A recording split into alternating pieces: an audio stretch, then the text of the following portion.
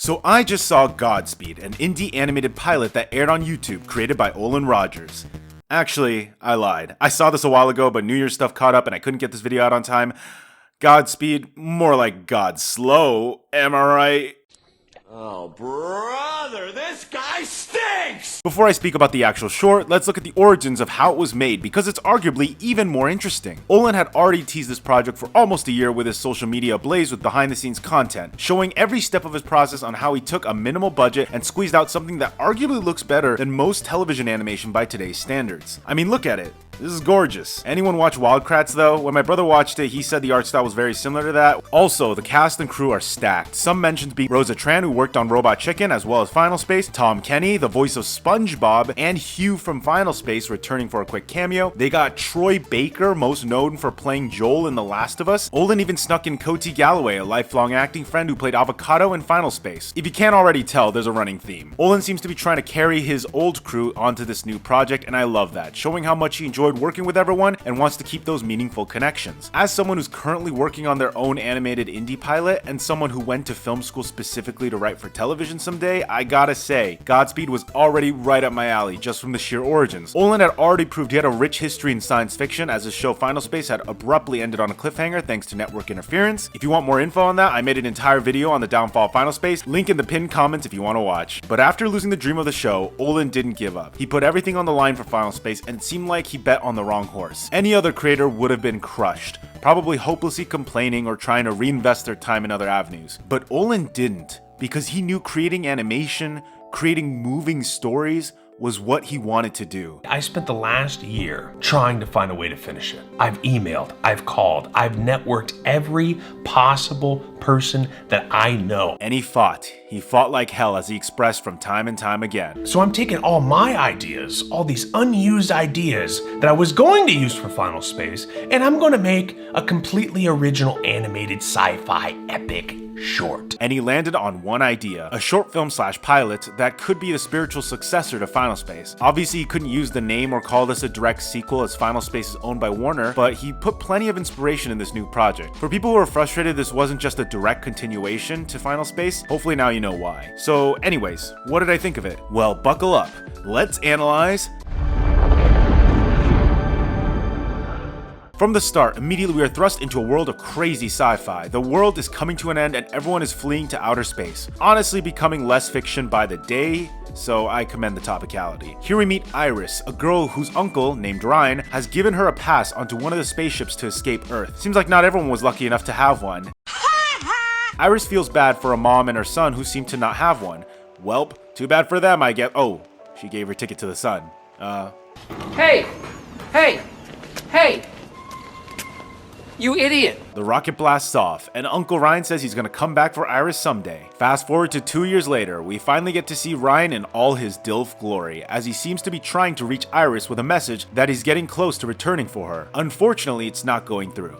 Cut to Iris, who's grown up a bit, living in a truck with her karaoke robot thingy named Bowie. Honestly, I don't know what the purpose of Bowie was, probably to give Iris a friend. I have a lot of questions on how Iris obtained Bowie, like was this a pet handed down to her from Ryan? We don't get a lot of answers in the rest of the film. I sense that Bowie was added to give the film more levity, considering the darker themes. However, you definitely could make the argument Bowie is kind of irrelevant. There is one thing he does important to the plot later, but we'll get into that. Anyways, the two of them ramble, eventually finding a storm coming by that they have to constantly avoid. Iris records a log where we get some interesting exposition. People stopped trusting each other pretty quickly after the ships took off. That thing in the sky, you called it Ion. Whatever it is, a star, a black hole, some distant explosion. All I know is, the closer it gets, the worse things get. We learn what's been killing the planet and what made everyone flee, as a mysterious sun/star is getting closer and closer to Earth. We don't get much explanation beyond that, but I like where they're headed with this concept. They find a mansion where they think survivors of this desert wasteland apocalypse could be, but instead, they find hanging bodies. Well, Iris does. Bowie's too busy downloading music and recharging. Just power up while you can. I'm gonna go look. I'm way ahead of you. Linking up now. Around. This is also the first scene that we really get to see Iris' true fear that serves as the crux of the narrative, the fear of being forgotten. I'll touch on this later after the recap. Anyways, Iris stops her truck from getting hit with acid rain, cool world building, but we get to cut to Iris recording another diary where she explains more about her fear. As not fun as it is to survive day by day, constantly avoiding death, the real struggle for her is fear of not leaving a legacy behind. People like Uncle Ryan, who we get to see through some photos, shows that Iris had a close relationship to him. In her mind, her uncle has forgotten about her and left her for good, and she worries her insignificance in the vastness of the universe ultimately makes survival pointless. Here we get to meet June, the mother from earlier who Iris met. They share a drink, and that's when Bowie's one moment of plot relevance comes in. Turns out he downloaded a radio signal from Uncle Ryan that says he's coming back for her. Iris takes this motivation to finally return back to the Rockets where her uncle allegedly says he'll meet her. Then we learn June isn't coming with her. She's lost all hope that there's any rescue, and I kinda take issue with this part, but anyways, they leave June behind and manage to barely make it to the site where Ryan said to meet them. Bowie's a little worse for wear, but hey, who cares? It seems like no one is there at first, but suddenly,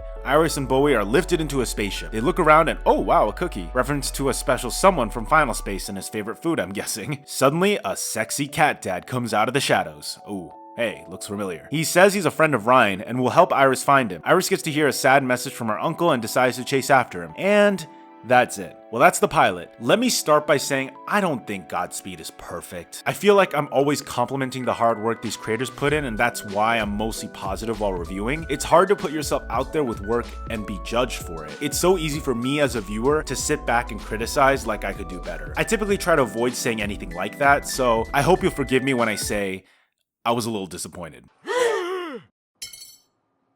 Not by the visuals or the soundtrack, both absolutely carried me through the project. Seeing the detail in the world building shows that Olin and the crew really have a keen eye for visual storytelling. I also love the voice acting. Everyone is fantastic in their roles, which is expected since a lot of them are up there as some of the most prolific voice actors of our time. Now, why didn't I like it then? Well, it's really just one thing, but it's a big one, and that's the story. Olin Rogers actually made a video that detailed his thought process on coming up with the idea for this pilot. He specifically differentiated what an idea is from what a story is, and I wholeheartedly agree on his takes. An idea is not a story, okay? And this is one of the biggest mistakes that I see first-time creators do, is they think they have this great idea for a project, a show, and they go all in on it, but they don't know what the story is. There's no story to it. We see all his visionary ideas on display here, yet I find myself underwhelmed by the execution. The narrative that we are fed and the story that makes this worthwhile ends up feeling soulless. On paper, yeah, the idea of the fear of being forgotten is a great concept, and I love the setup for this idea in the first 5 minutes of the film, but I found myself slowly losing interest as the narrative slowed more and more. We were left with some interesting gags about the world and how it deteriorated from the start, and Bowie the karaoke machine is cool and all, but that's all just icing. The real meat of the sandwich needs to be from the story, and we aren't given much. Also, I know I said the real meat of the sandwich and then mentioned icing, and don't judge, you know, some people might put icing on their sandwiches, who knows. Iris is the only real character in the entire 30 minutes that we get a full perspective on. Her fear of isolation is never really challenged beyond a couple scenes because no character interacts with her for the majority of the runtime, except for Bowie, who I can finally get into. I think Bowie was a massive waste potential. I can tell Olin is getting much better with voice acting, so I'll give props there, but I never really cared for Bowie. I know this is subjective, but he really wasn't that funny to me. He's quirky and points out obvious things as part of his gag, and that's cute that he wants to party, but he doesn't really offer any chemistry to bounce off of with Iris. Now, June the mom is a much better upgrade as she's not only human, but they share that connection of feeling forgotten. However, Iris giving up her ticket so June could have her baby safe is not very well explored beyond a couple lines of dialogue. This is why I think it's really unfortunate that June wasn't around for more of the episode. I kind of prefer this dynamic over Bowie,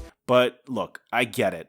We need to sell those plushies. Also, while we're on the topic of June, I really didn't like how things ended with her. I'll be straight up. After all this fighting to stay alive and keeping hope alive, Bowie suddenly has a message that gives a semblance of a chance of rescue, and now June decides to just die. She could have chosen any other day to give up on life, but she chooses the one time where there's a sliver of a chance of rescue? I don't get the logic in that. This moment almost took me out of the entire episode, and that might be partially because there were no characters to attach from other than Iris. This is a smaller gripe I have, but with television pilots, I personally like having an ensemble, or at least more than 2 characters to care about. It's the characters that really sell the show beyond anything else, and having a strong cast is key. Unfortunately, the cast mostly isn't in the episode other than the lead, and it really doesn't work. Maybe for a short film it could, but for a longer running TV show? And yeah, I get people are gonna say I could give it more time, the rest of the cast would show up in later episodes, but that's precisely my point. They shouldn't be in later episodes. The pilot should show us the core cast, sell us on how the show should look and feel, and hopefully a meaningful story on top of that. I could actually give an example of a better TV pilot that Olin himself has written, being Final Space. This isn't a Final Space video, so I'll keep this short, but the first episode really manages the pacing better by introducing all the important players, including Gary, Avocado, Quinn, and Mooncake. They especially dedicate a lot of the episode developing Mooncake and Gary's friendship, which was smart because they become the heart of the show. The relationship between Iris and Bowie pales in comparison, and you can't even make the excuse they didn't have time. Final Space's pilot is almost 10 minutes shorter than Godspeed, yet it accomplishes so much more. Mooncake really is like a better Bowie, not only being more important to the plot of the first episode, but also having an actual dynamic that contributes to why we grow to love Gary. We don't know anything about Iris that is improved by Bowie. It's almost like they wanted to imitate what Gary and Mooncake had with Bowie and Iris, but failed to really understand why it works. Anyways, I highly recommend you guys revisit that first episode, because after Godspeed, I can affirm that it's really jarring to see how much better paced that pilot is compared to Godspeed. Another issue is the ending kind of proposes that Iris won't be on Earth anymore. This Earth that we were spending all this time building up with admittedly cool details is done in the pilot. Iris is going to be traveling to other worlds and meeting new characters, and that's all said and good, but all that investment in this planet really didn't add up to much. Maybe I'm being too critical, but again, I left a disclaimer that I do not mean any hate to Olin, and all these critiques are coming out of a place of love. I know these are simple kinks that they can iron out, and I'm also making a bunch of assumptions that might not be true in later episodes, but I'm going off of what we've seen and telling it honestly. In the end, I don't regret watching it, so I do recommend you check it out just to support it, and hopefully a second episode will be with us soon. Check out their Kickstarter, a bunch of cool details are there, including a bunch of prizes that I might donate to. I'm giving this one a 7 out of 10.